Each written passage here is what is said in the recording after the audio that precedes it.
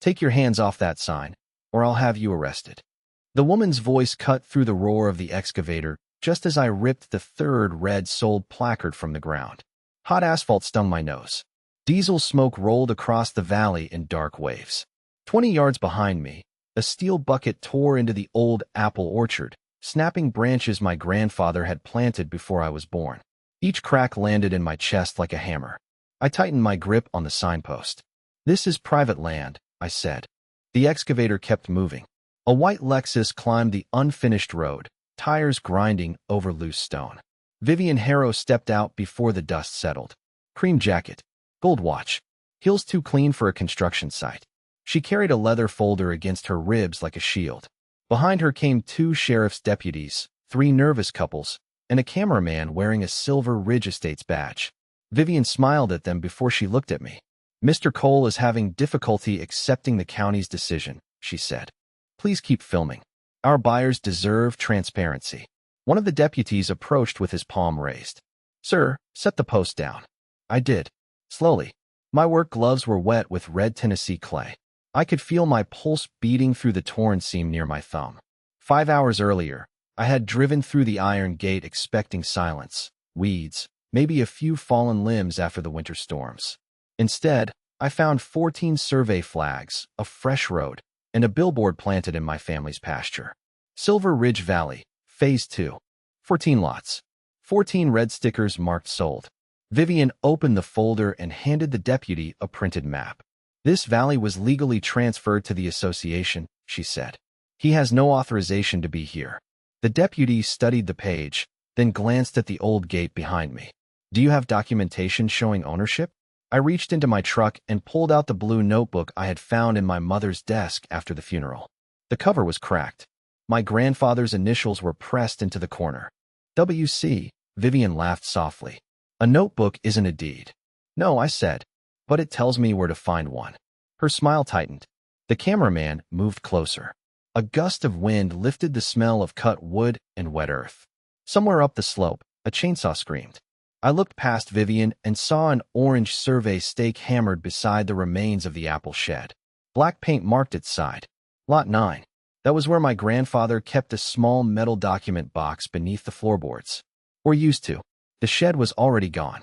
Then Vivian stepped backward, and the heel of her shoe struck something buried in the gravel. A dull metallic scrape sounded beneath her Lexus tire. I crouched before anyone could stop me and brushed the dirt away. A round brass survey cap stared back at me. C78. For the first time that morning, Vivian stopped smiling. She recovered fast. "Old markers get abandoned all the time," she said. "Maybe. But my grandfather had written those same 3 characters twice in the blue notebook. And the brass key hanging from my ignition carried a faded paper tag with one number on it. 44. What Vivian didn't know was that she had built her entire development over a trail my grandfather had left 48 years earlier. The deputy ordered me off the property until the records could be reviewed. I climbed into my truck while strangers stood beside the lots they believed they owned. In the mirror, Vivian raised the sold sign I had pulled from the ground and planted it back into my family's soil.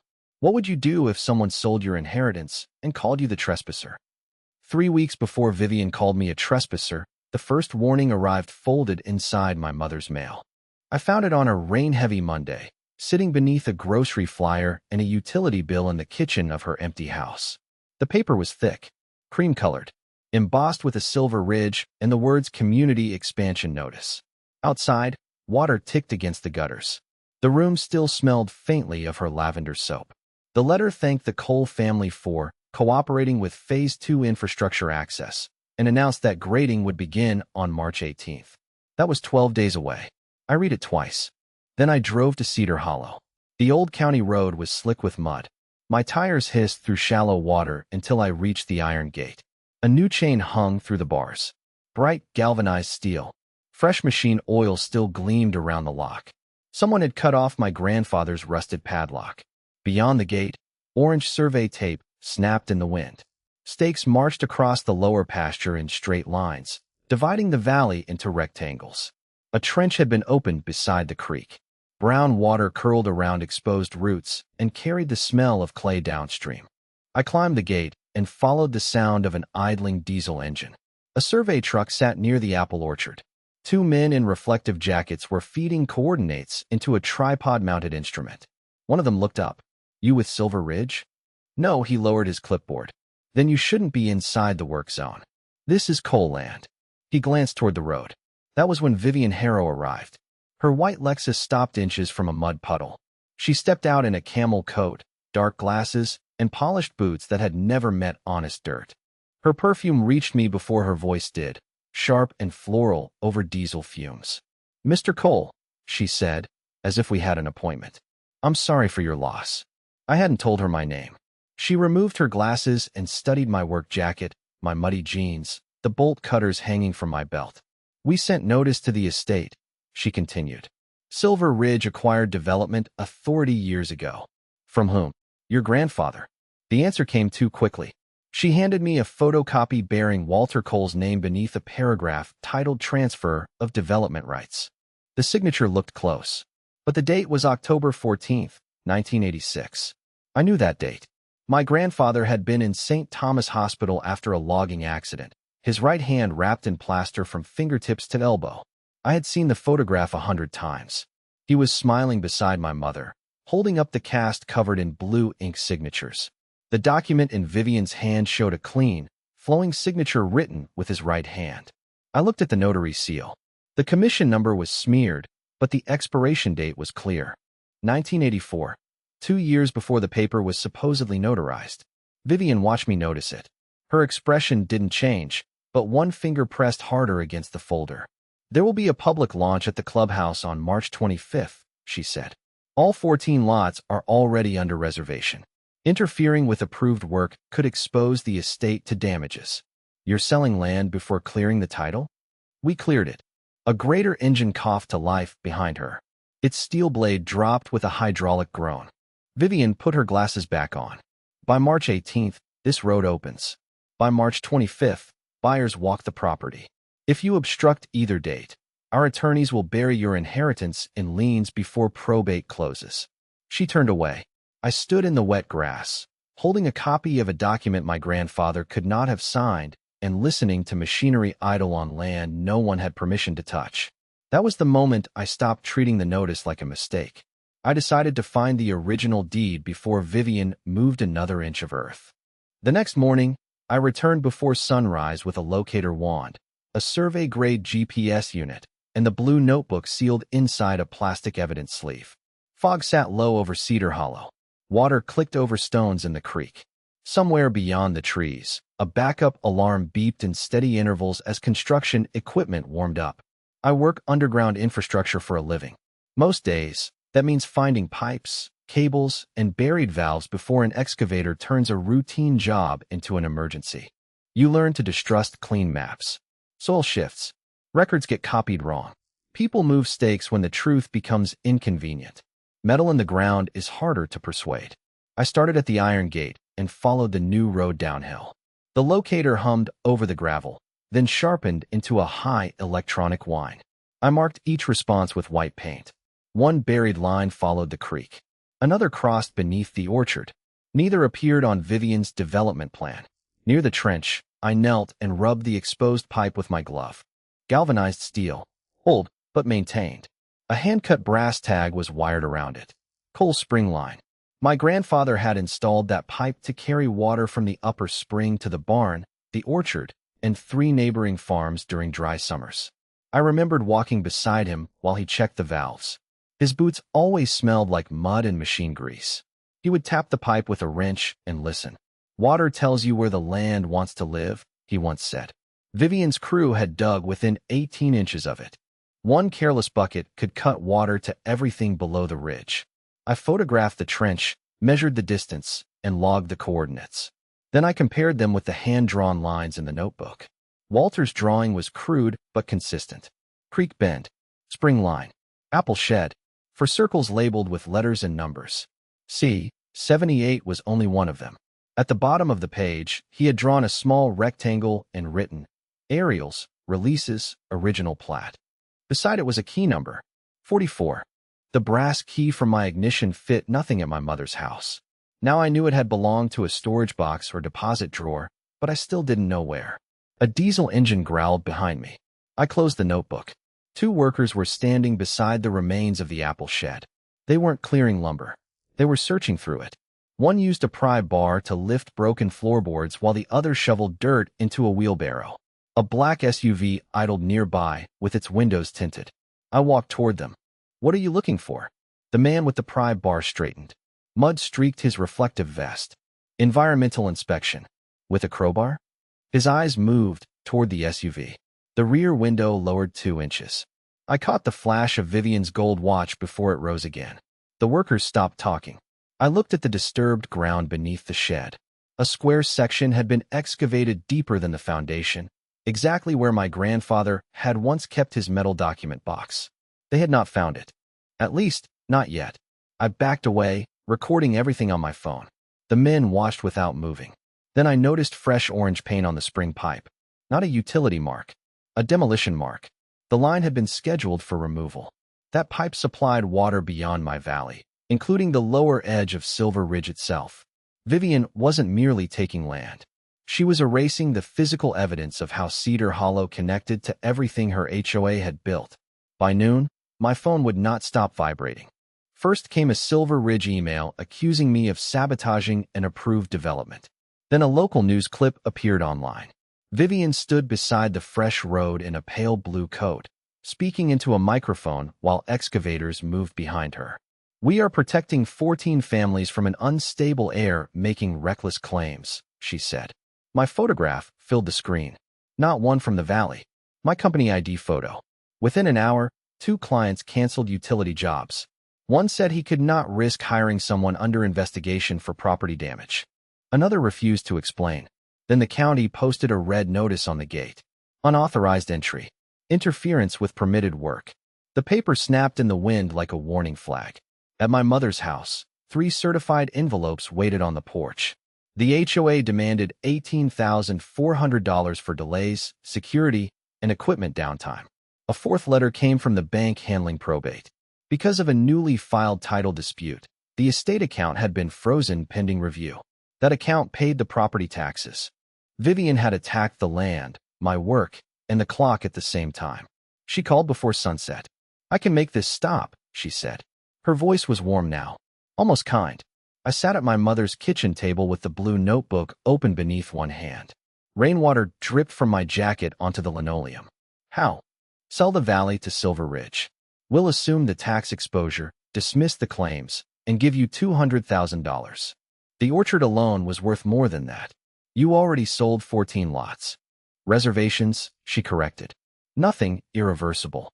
Behind her voice, I heard glasses clinking and low conversation. She was calling from the clubhouse, probably surrounded by people who thought the valley belonged to them. "You have until Friday," she said. "After that, the offer disappears, and the estate absorbs every loss." I looked at the brass key marked 44. "No." The silence lasted half a second. Then her voice hardened. "Your grandfather understood compromise." That sentence mattered. Vivian had publicly claimed the transfer was routine paperwork. Now she spoke as if she had known Walter personally. I ended the call without giving her anything else. That night, I mounted 2 trail cameras above the creek road and left a magnetic motion sensor beneath the ruined apple shed. At 2:13 a.m., my phone buzzed against the nightstand. Movement detected. I opened the live feed. Headlights crawled through the fog with their beams off-center. A black SUV stopped near the spring line. 3 men stepped out wearing dark jackets. One carried bolt cutters. Another dragged a portable work light across the mud. The camera caught only their profiles, but I recognized the man with the pry bar from that morning. The 3rd man opened the SUV's rear door. Vivian's voice came through the microphone, faint beneath the hiss of rain. "Find the box first. Then cut the pipe." The men moved toward the shed. One knelt beside the old foundation and drove a shovel into the soil. Another wrapped the cutters around the chain, securing the spring valve. The metal jaws snapped shut. I was already pulling on my boots when the 2nd camera sent a still image. A county maintenance truck was parked beyond the trees, and standing beside it, holding the demolition map, was Grant Harrow. The judge denied my emergency injunction at 10:42 the next morning. The words landed harder than the gavel. Vivian sat across the hearing room in a white suit, one hand resting on a leather binder. Grant occupied the chair behind her. He never looked at me. Their attorney presented a corrective conveyance, recorded in 1991, claiming Walter Cole had transferred Cedar Hollow's development rights to Silver Ridge's predecessor. The signature matched the photocopy Vivian had shown me. The notary seal looked cleaner this time. My trail camera footage played without sound because their attorney challenged the microphone timestamp. Grant called the county truck's presence a routine infrastructure inspection. The judge frowned at the conflicting records. "I am not deciding final ownership today," he said. "But construction may continue until title evidence is properly authenticated." Vivian won exactly what she needed. Outside the courthouse, cameras surrounded her. She announced that the Valley project had survived a baseless attempt at disruption. Buyers applauded behind her. By noon, the county removed my stop work request. By 2, the bank extended the freeze on the estate account. At Cedar Hollow, a bulldozer pushed the first apple tree into a smoking debris pile. I stood behind the gate while wet bark split under its tracks. My mother used to tie blue ribbons to those branches every harvest. One ribbon still hung from a broken limb, darkened by mud. Vivian lowered her window as she drove past. "Friday," she said. "The offer is still open until 5. I said nothing. Back inside the courthouse, Claire Bennett was studying the certified copy of the corrective conveyance beneath a magnifying lamp. She had worked county records for 27 years and handled old paper like a mechanic handles engine parts, by texture, weight, and wear. "This page is wrong," she said. "The signature? The margin?" She pointed to a faint row of punched dots along the edge. The document had been reproduced from microfilm, but the county certification claimed it came from an original bound volume. Then she noticed the handwritten reference at the bottom of Walter's blue notebook. Reel 44. Not drawer 44.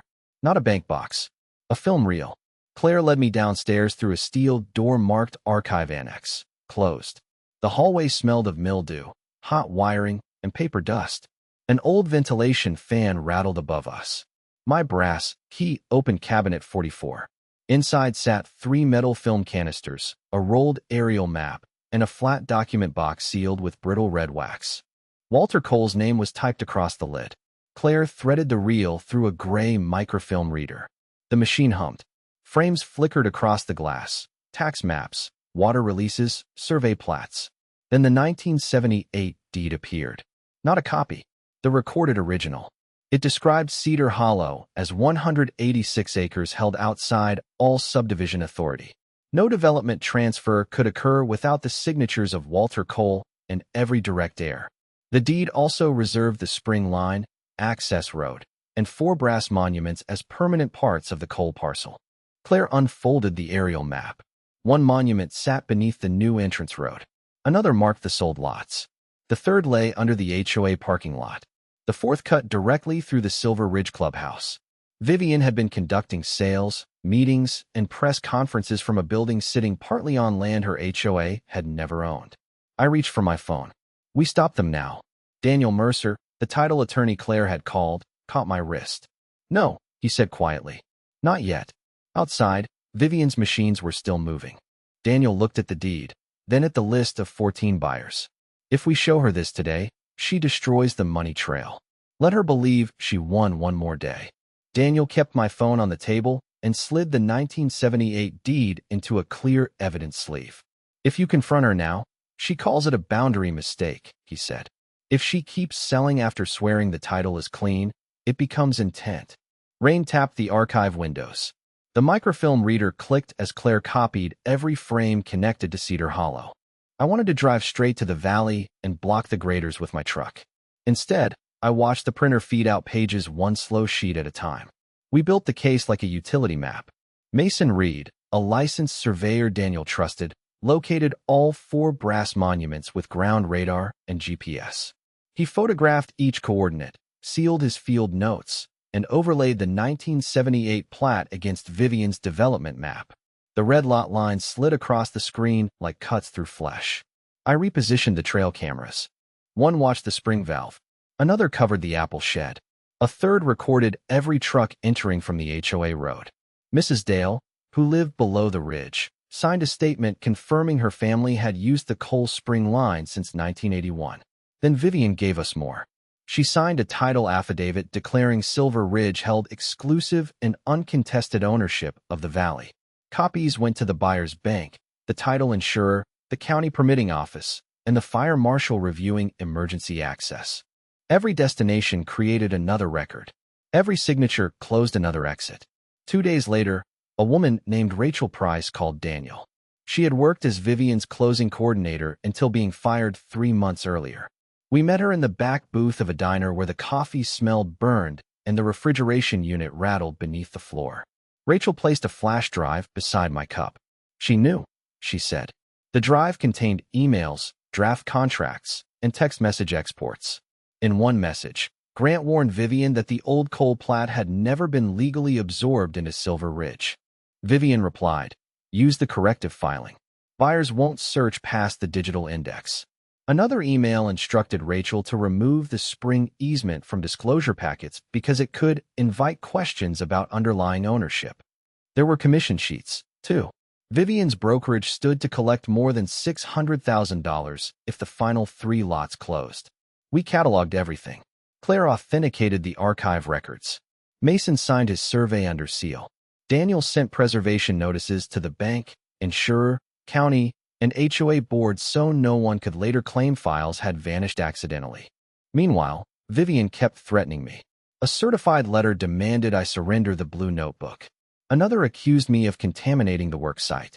She emailed the sheriff that I had discussed disabling water service, a conversation that had never happened. Daniel smiled when he read it. She just created a false police report in writing. By Friday morning, Silver Ridge banners lined the clubhouse entrance. White tents rose over the parking lot. Caterers rolled silver carts across pavement built partly inside my boundary. A scale model of the valley sat beneath spotlights, each stolen lot marked with a tiny brass house. Vivian posted a video announcing the final valley closing celebration. She told viewers the obstruction had ended and the disputed heir had withdrawn.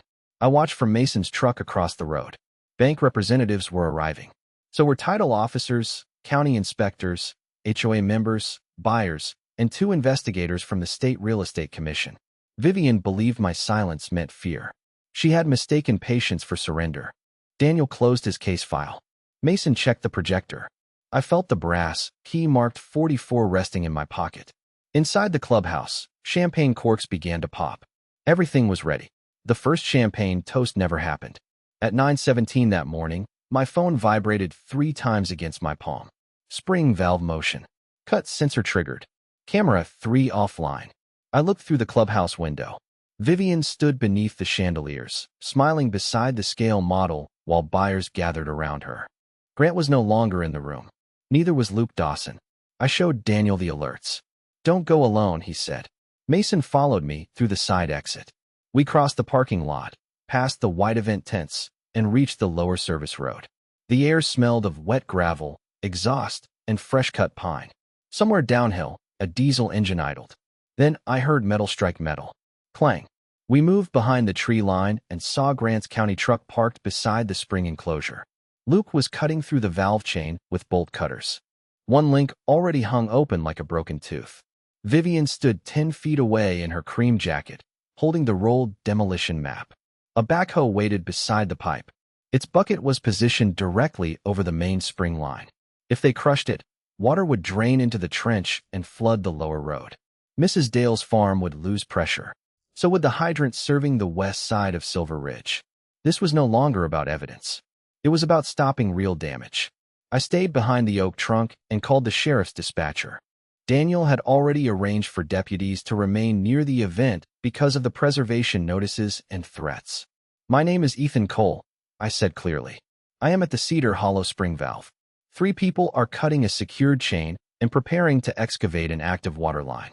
They have no authorization. I am recording." The dispatcher told me units were moving. I activated the body camera clipped beneath my jacket zipper. Then I stepped into view. "Luke, move away from the valve." The bolt cutters dropped against the concrete. Grant spun toward me. Vivian did not. She turned slowly, reached inside her coat, and pulled out a compact silver pistol. Mason froze behind me. The backhoe engine throbbed. Water hissed through the old pipe. For 1 second, nobody moved. Put the weapon down, I said. You are being recorded. The sheriff is on the line. Vivian's hand shook once. This is HOA property, she said. You're trespassing again. The deed is authenticated. The valve is active infrastructure. Cutting it is criminal damage. Her eyes flicked toward my chest camera. Then Grant shouted, "Get his phone." Luke lunged. I stepped backward, keeping the oak between us. I did not reach for him. I did not reach for Vivian. The gun fired. The blast slammed through the valley. Birds exploded from the trees. Bark sprayed from the trunk beside my shoulder. The spent casing struck a rock and spun into the mud with a bright brass flash. Silence followed. Even the backhoe operator killed the engine. Vivian stared at the pistol as if someone else had placed it in her hand. Mason raised both palms. The shot is on camera, he said. Sirens rose beyond the ridge. Grant tried to grab the demolition map and run toward the truck. A trail camera caught him pulling the driver's door open. The second camera, the one he thought had gone offline, recorded Luke kicking the cut chain beneath the valve housing. Deputies entered from both ends of the service road. Drop the gun. Vivian lowered it. Then she started talking. She claimed I had charged her. She claimed the spring line was abandoned. She claimed the shot was accidental. The deputy closest to me looked at the bullet scar in the oak, the casing in the mud, the broken chain, and my body camera. Vivian, Grant, and Luke were separated and placed in patrol vehicles. But 40 minutes later, Vivian's attorney arrived. She was not released from investigation, but the deputies allowed her to return to the clubhouse without the weapon while statements were reviewed. She walked back between two officers, mud on her heels and fury locked behind her teeth. At the doors, she turned to Grant's replacement on the HOA board. The event continues, she said. Daniel looked at me. We let it. Inside, the buyers were still waiting, the bank's money was still frozen, and every camera was still rolling. The string quartet was still playing when Vivian walked back into the clubhouse. Crystal glasses chimed beneath gold chandeliers. A 6-foot model of Silver Ridge Valley glowed under white spotlights, every stolen lot marked with a tiny brass house. Vivian's cream jacket was streaked with mud, but she lifted her chin as photographers turned toward her. Today, she said, gripping the podium, we move forward despite harassment, sabotage, and false claims. I entered through the rear doors with Daniel and Mason. I did not interrupt. I stood beside the wall, the blue notebook under my arm and the brass key marked 44 in my pocket. Vivian saw me and smiled for the cameras. Security, she said. Remove him. Before anyone moved, the county planning director stepped through the entrance with 2 inspectors. He placed a red document on the registration table. Effective immediately, all grading, sales activity, occupancy approvals, and utility modifications connected to Phase 2 are suspended. The music stopped mid-note. Vivian stared at him. On whose authority? The county's, he said. Your emergency access certification contains material inaccuracies.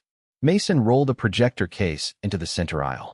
The first image appeared on the wall, Vivian's development plan laid over the 1978 survey. For bright points marked the brass monuments. C. 78 sat beneath the entrance road. The second marker cut across all 14 lots. The third rested under the parking lot. The fourth line ran directly through the room where we were standing. Mason displayed photographs, GPS coordinates, soil readings, and the old spring pipe with its hand-cut coal spring line tag. These monuments have not moved, he said. The modern map did. Vivian struck the podium with her palm. He works for Ethan. This is fabricated. Claire Bennett walked forward carrying the sealed archive box. The brittle wax was still visible around its edge. She placed the authenticated 1978 deed beneath the document camera. Walter Cole's name filled the screen. So did the clause excluding Cedar Hollow from subdivision authority and requiring every direct heir's signature before development rights could transfer. Claire held up the reel canister. Recorded on Reel 44. Preserved in the county archive. I opened Walter's blue notebook to the page listing the monuments. The handwriting matched the archive annotations. The brass key had opened the cabinet. See, 78 had led us to the reel. Vivian's voice sharpened. Old paperwork does not invalidate recorded transfers. A representative from the title insurer stood. It does when those transfers were falsely certified. The bank officer beside him closed 3 folders. All escrow accounts are frozen. No seller funds will be released. The insurer displayed Vivian's signed affidavit declaring exclusive, uncontested ownership. Copies had been sent to the bank, permitting office, fire marshal, and every buyer. Daniel added the commission sheets, showing Vivian's brokerage expected more than $600,000. She pointed at me.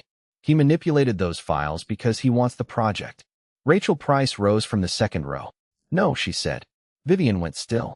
Rachel connected her flash drive to Mason's laptop. An email appeared on the screen. Grant's warning. The coal plat was never legally absorbed. Vivian's reply. Use the corrective filing. Buyers won't search past the digital index.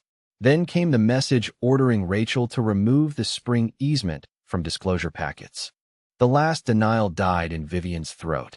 2 state investigators moved beside her. A deputy entered carrying a clear evidence bag containing the spent casing from the oak tree. Another held the cut chain from the spring valve. The trail camera footage played next. Grant beside the county truck. Luke with bolt cutters. Vivian's voice in the rain. Find the box first. Then cut the pipe. The body camera video showed the pistol rising, the muzzle flash, and bark exploding inches from my shoulder. The deputy took Vivian's wrists behind her back. The HOA attorney announced that she was removed from all operational authority pending investigation. Grant was escorted from a side room. Luke followed in handcuffs. Outside, under county supervision, I unlocked the spring enclosure with the original coal access key. A utility crew closed the construction bypass, secured the cut chain, and shut down the temporary pumps without interrupting water to the neighboring farms or fire hydrants. No homes flooded. No families lost service. No innocent buyer lost $1. The tiny brass houses still stood on the model inside the clubhouse. But the road, the lots, the parking lot, the water line, and half the buildings supporting that model all depended on land Silver Ridge had never owned. 4 months later, Cedar Hollow sounded like itself again. Water clicked through the spring line beneath the orchard. Wind moved across the grass in long silver waves. The air carried wet clay, apple bark, and a faint trace of machine oil from the new valve housing. No excavators. No cameras. No red sold signs rattling in the ground. The county restored the damaged road and rebuilt the spring enclosure under Mason's survey. Every connection serving the neighboring farms and Silver Ridge fire hydrants remained active. I signed a recorded access agreement allowing emergency crews and existing residents to use the line, provided the HOA paid its share of maintenance and never touched the controls without county approval. The 14 buyers received full refunds from escrow. I met each family at the clubhouse and gave them copies of the findings before they heard rumors online. Some were angry. Most were embarrassed. None of them had known the land was stolen, so I did not treat them like thieves. Silver Ridge elected a temporary board made up of residents who had never held office before. Daniel helped them rewrite the access rules in plain English. An independent accountant found hidden commissions, inflated contractor bills, and payments routed through Vivian's brokerage.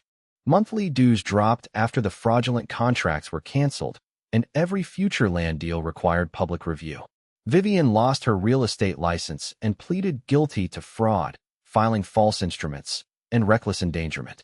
The shooting charge remained part of a separate criminal case. Grant resigned from the Planning Commission and accepted a sentence for records tampering and misuse of county equipment. Luke testified, repaid the damage he helped cause, and lost his contractor license. The clubhouse still crossed the coal boundary. I could have forced them to tear half of it down. Instead, I offered a 20-year ground lease at fair market value. The rent funded repairs to the orchard, the spring line, and a conservation trust protecting Cedar Hollow from future subdivision. The residents approved it by an open vote. On the first Saturday of autumn, Claire brought the archive box back to me. Inside were the 1978 deed, the aerial map, and Walter's handwritten notes. I placed them in a fireproof safe, then hung the brass key marked 44 on the wall above it. Afterward, I walked to the entrance road with a wire brush and cleaned the dirt from C-78. The metal shone beneath 48 years of scratches. A few feet away, I raised a cedar sign where Vivian's billboard had stood. Cedar Hollow, Coal Family Land. EST 1978. My hammer struck the final nail. The sound rolled across the valley. Nothing dramatic followed. No sirens. No applause. Just water moving where it had always belonged. Justice isn't loud. It's smart, patient, and inevitable.